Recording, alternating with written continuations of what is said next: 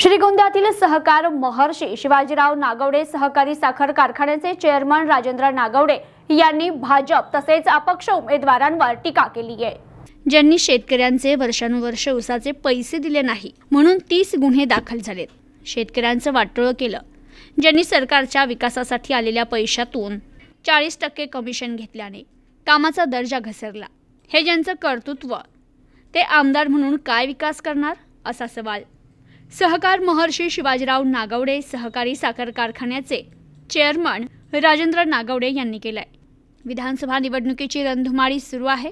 सहकारात आमचा कारभार नागवडे कारखाना 50 वर्ष सलग गळीत हंगाम करीत आहे। शिवाय उमेदवार अनुराधा नागवडे यांनी जिल्हा परिषद, पंचायत समिती, जिल्हा सहकारी बँक आदी ठिकाणी चांगलं काम केलंय। तुलनेत विरोधी उमेदवार यांचे साखर क्षेत्रात आणि तालुक्याच्या विकासात काय दिवे लावले ते सर्वांना माहीतच आहे असं सांगून भाजप उमेदवारांनी तर आईला मिळालेली उमेदवारी बदलण्यासाठी शेवटी उमेदवारी मिळाली नाही तर पुण्याला निघून जाईल असं बेटीस धरत उमेदवारी घेतली।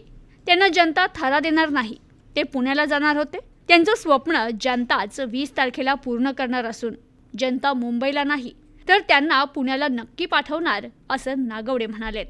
तर अपक्ष उमेदवार जगताप यांच्यावर टीका करताना राजेंद्र नागवडे म्हणाले, 2014 साली आम्ही त्यांना आमदार बनवण्यात पुढाकार घेतला। 2019 मध्ये त्यांनी उमेदवारी नाकारली। कारण दिलं की कुकडी सहकारी साखर कारखान्याची घडी बसवायची आहे, पण प्रत्यक्षात कुकडी कारखाना शेतकऱ्यांचं बिल देऊ शकत नाही। शेतकरी चक्रा मारतायत। अशा व्यक्तीला खासदार शरद पवार कशी उमेदवारी देणार? 2014 साली याच मुद्द्यावर लोकांनी पाचपुते यांना नाकारलं होतं।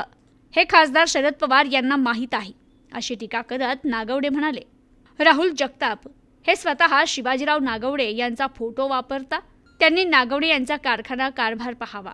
ज्यांनी शेतकऱ्यांचे पैसे कधीच थकवले नाही, ज्यांच्या कुटुंबातील कोणीही जगताप यांच्या सोबत नाही, त्यांचा फोटो वापरण्याचा जगताप यांना अधिकार नाही असं नागवडे म्हणाले। श्रीगोंदा नगर विधानसभा मतदारसंघामध्ये प्रचाराची रणधुमाळी या ठिकाणी मोठ्या प्रमाणात सुरुवात झालेली आहे आणि आपण सगळे पाहतोय की या ठिकाणी भाजपचे जे उमेदवार आहेत त्या उमेदवारांनी या तालुक्यामध्ये कुठल्याही प्रकारे काम केलेलं नाही।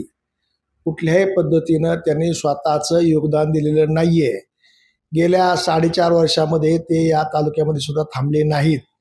त्यांनी या तालुक्यामध्ये एक चुकीचा कारभार करून सर्व शेतकऱ्यांचं वाटोळं करून ठेवलं। त्यानंतर अनेक लोकांचं त्या ठिकाणी देण्याचे ठेवले आणि अशा जवळजवळ 30-35 केसेस त्यांच्यावरती दाखल झालेले आहेत, गुन्हे दाखल झालेले आहेत। असा हा गुन्हेगार या तालुक्यामध्ये निवडणुकीच्या काळामध्ये आता आपल्या आईचं असणारं उमेदवारी जाणीवपूर्वक मला उमेदवारी दिली नाही तर मी पुण्याला निघून जाईल अशा पद्धतीचा त्या ठिकाणी निर्णय करून कुटुंबाला वेठीस धरून ती उमेदवारी बदलण्याचं काम या ठिकाणी केलेलं आहे।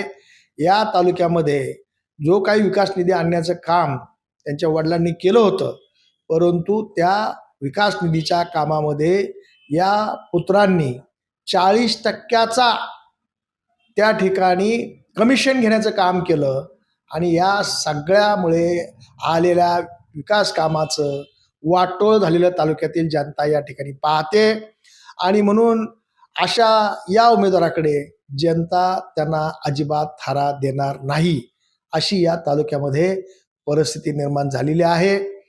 आणि अशाच पद्धतीनं समोरचा दुसरा एक अपक्ष BJPने उभा केलेला उमेदवार या ठिकाणी पवार साहेबांचा फोटो लावायचा, शिवाजीराव नागवड्यांचा फोटो लावायचा आणि त्यांना दैवत मानण्याचं काम करायचं। दुर्दैवानं आपण सगळ्यांनी पाहिलं की मागच्या पंचवार्षिकला या ठिकाणी कारखाना अडचणीत आहे अशा प्रकारची भूमिका घेऊन त्या ठिकाणी माघार घेतली। पवार साहेबांनी दिलेलं तिकीट नाकारण्याचं काम केलं आणि मला कारखान्याचं त्या ठिकाणी उत्तम प्रकारे चालवण्यासाठी मला वेळ हवा अशा प्रकारच्या वल्गना केल्या। परंतु दुर्दैवाने त्या ठिकाणी 5 वर्षात तो कारखाना आणखी डबल खायला आणण्याचं काम या पुत्राने केलं, तुम्ही आम्ही सगळ्यांनी पाहिलेलं आहे। आणि आजच्या परिस्थितीमध्ये तर त्या कारखान्याचा पुढच्या वर्षीचा गळीत हंगाम सुरूच होणार नाही अशा प्रकारची परिस्थिती त्या ठिकाणी निर्माण झालेली आहे.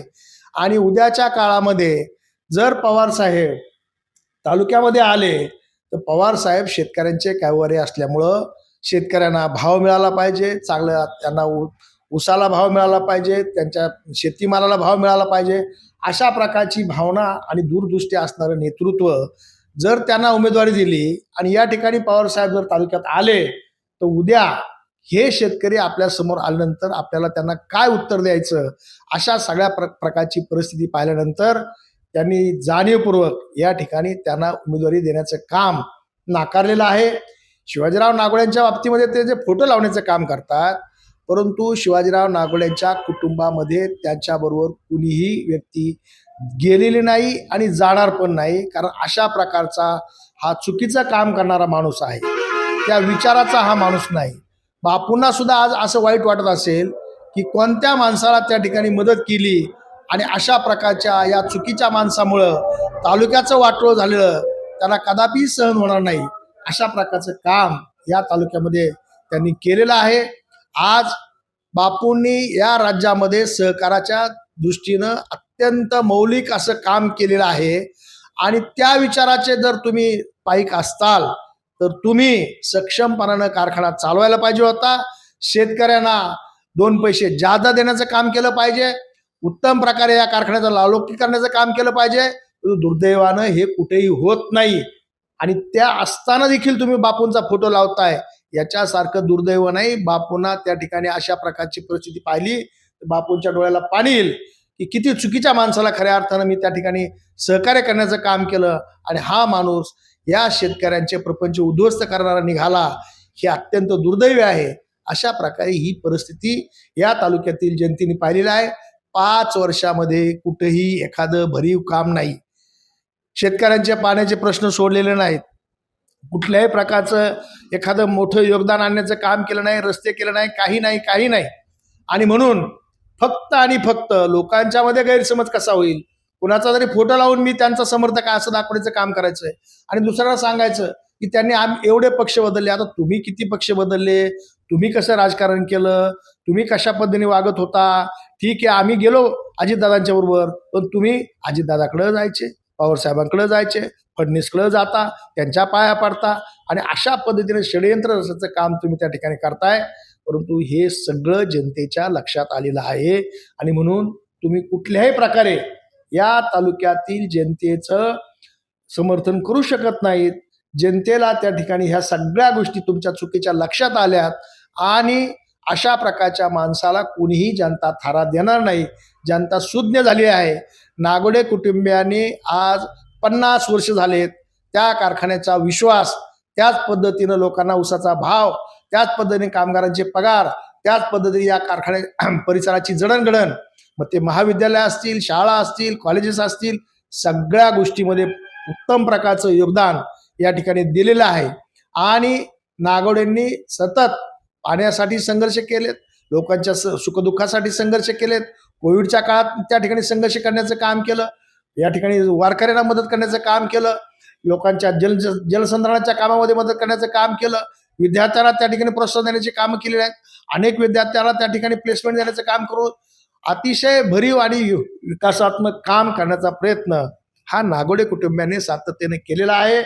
आणि अनुराधा नागोडे यांनी जिल्हा परिषद असेल, पंचायत समिती असेल, जिल्हा बँक असेल, या सगळ्या कामामधून स्वतःचा आगळा वेगळा ठसा उमटवण्याचं काम केलंय.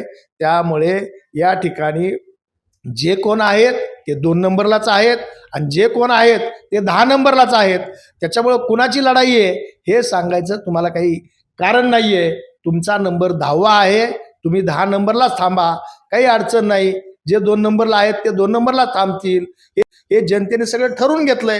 त्याच्यामुळं तुम्ही काय सांगताय आणि तेच जनता ऐकते असं तुम्ही लोकांना चुकीचं भासू नका. तुमच्या सगळ्या गोष्टी जनतेच्या लक्षात आलेत आणि तुम्ही कोणाचे तरी फोटो दाखवून समर्थन करून केविलवाना प्रयत्न या तालुक्यामध्ये करू नका. अशा प्रकारची परिस्थिती खऱ्या अर्थाने या तालुक्यामध्ये निर्माण झालेली आहे आणि या तालुक्यातील जनतेने ठामपणानं निर्णय घेतलाय. उद्या महाविकास आघाडीचं सरकार या ठिकाणी येणार आहे. पवार साहेब, उद्धव ठाकरे साहेब आणि राहुल गांधींच्या नेतृत्वाखाली अनुराधा नागोडे यांच्या मशालीचं चिन्ह या ठिकाणी निवडून द्यायचं आहे आणि जनतेने प्रचंड प्रमाणामध्ये या ठिकाणी निवडणूक हातामध्ये घेऊन विजय करण्याचं काम करणार आहेत. अशा प्रकारची परिस्थिती या तालुक्यामध्ये निर्णय झालेला आहे. त्यामुळे तुम्ही लोकांचं चुकीचं समर्थन करण्याचं काम करू नका. तुम्हाला 20 तारखेला लोक तुम्हाला तुमची जागा दाखवण्याचं काम करतील. अशा प्रकारचं वातावरण या तालुक्यामध्ये निर्माण झालेलं आहे आणि त्याची प्रचिती तुम्हाला 20 तारखेला येईल हे आपण सर्वजण पाहता. प्रतिनिधी मुश्ताक पठाण, न्यूज टुडे 24, श्रीगोंदा.